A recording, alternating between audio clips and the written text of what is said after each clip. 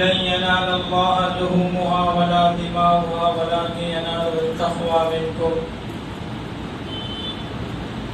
صدق الله العظيم وصدق رسوله النبي الكريم ونحن على ذلك من الشاهدين والشاكرين والحمد لله رب العالمين.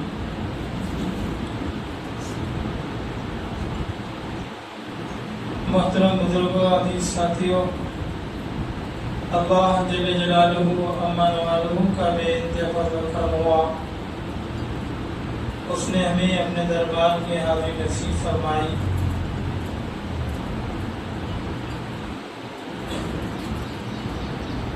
آج ایمان والوں کے لیے، مسلمانوں کے لیے عید کا دن ہے اور خوشی کا دن ہے. لیکن اللہ تبارک و تعالیٰ نے ایمان والوں کے لیے خوشی اور غم دونوں وقت میں اللہ نے اپنی یاد کا ذکر فرمایا.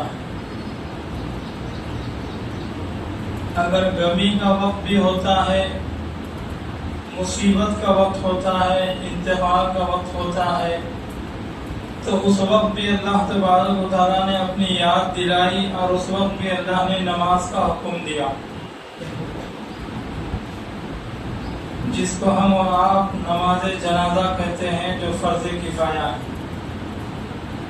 غم کے وقت. اور آج خوشی کا وقت ہے، عید کا وقت ہے. مسلمانوں کی جو عیدیں ہیں، دو عیدیں ہیں، ایک ہے عید الفطر اور دوسری ہے عید الاضحیٰ جو آج کی عید ہے. ان دونوں خوشیوں کے موقع پر بھی اللہ تبارک و تعالیٰ نے نماز پڑھنے کا حکم عطا فرمایا.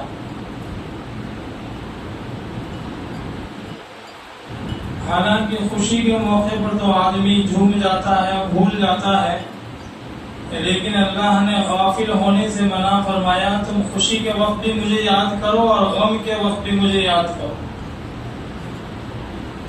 اس لیے موت کے موقع پر بھی اللہ نے نماز رکھی اور خوشی کے موقع پر بھی نماز رکھی. اور آج کی جو نماز ہے عید الاضحیٰ کی، یہ واجب نماز ہے. اس کو ہر مسلمان کے لیے ادا کرنا واجب ہے. لیکن یہ نماز مسافروں پر واجب نہیں ہے. مسافر آدمی ہے، سفر میں ہے، تو اس کے لیے یہ نماز واجب نہیں.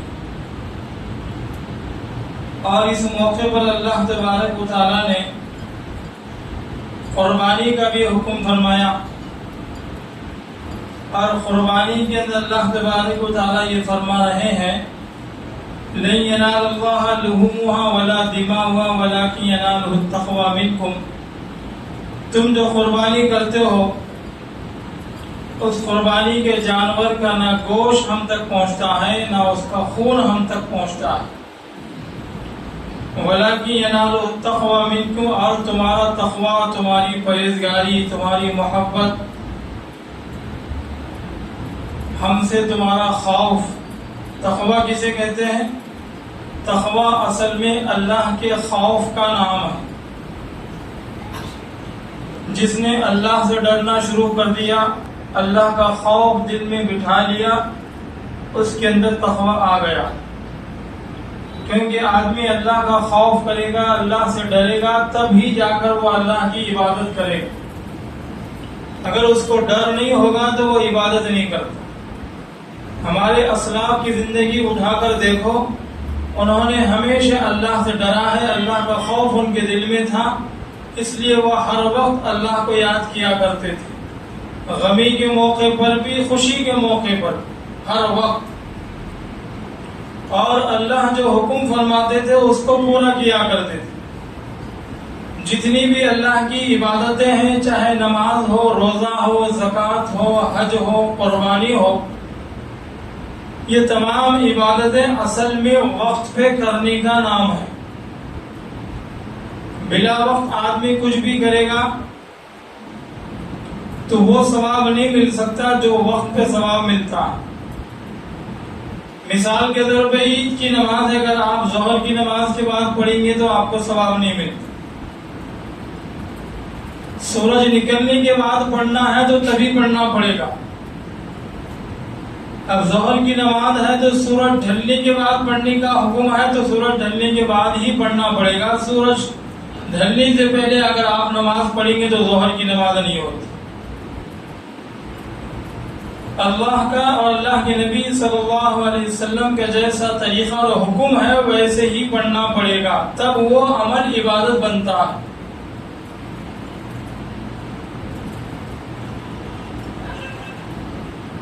کبھی کبھی آدمی نماز کا وقت ختم ہونے کے بعد بھی پڑھنے کا حکم ہے، لیکن وہاں حکم ہے اس لیے وہ عبادت بن جاتا.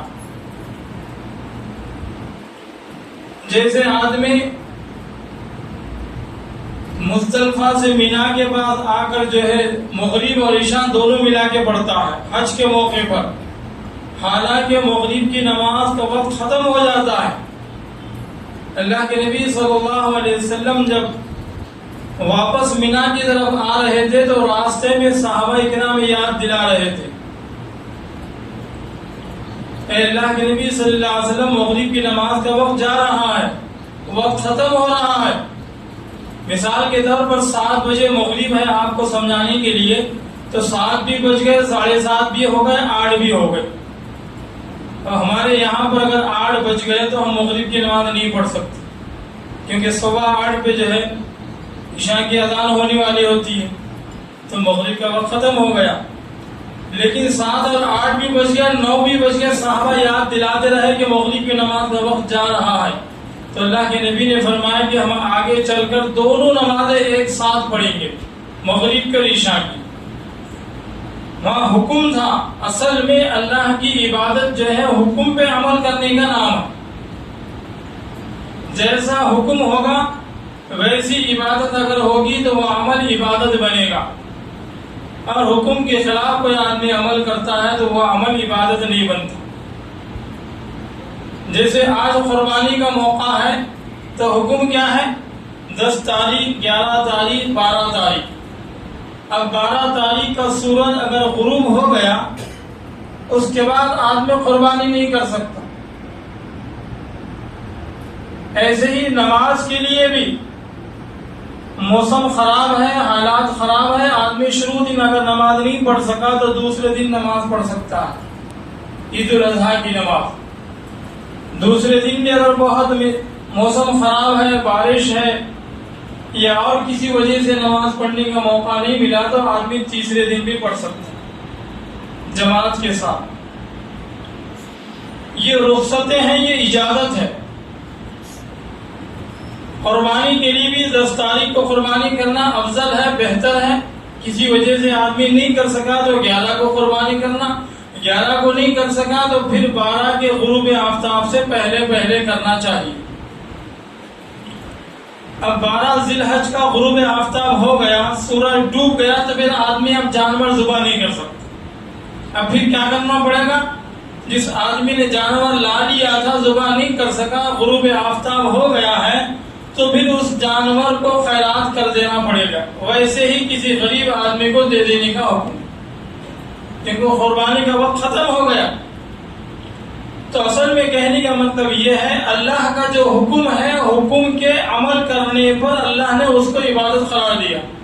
جیسے حکم ہے ویسے ہی عمل کرنا، نہ اس میں کمی کرنا نہ اس میں اضافہ کرنا. اللہ کے نبی نے جیسے عمل بتایا ہے ویسے ہی عمل کرنا. آج کل بہت سارے لوگ صاحب استطاعت ہونے کے باوجود بھی قربانی نہیں کرتے. قربانی کے ان دنوں میں اللہ کے پاس سب سے بڑی عبادت قربانی کا عمل ہے.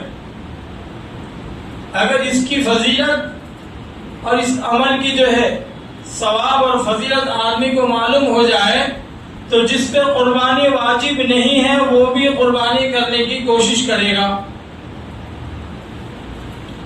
قربانی کی فضائل میں اس کی فضیلت میں یہ لکھا ہوا ہے جو آدمی قربانی کرتا ہے صاحب قربانی کرنے والا جانور کے جسم سے خون کا خطرہ نیچے گرنے سے پہلے اللہ تبارک و تعالی صاحب قربانی کے تمام گناہوں کو معاف فرما دیتے ہیں. پہلی بات اس کے تمام گناہ معاف ہو جاتے ہیں، اور دوسری بات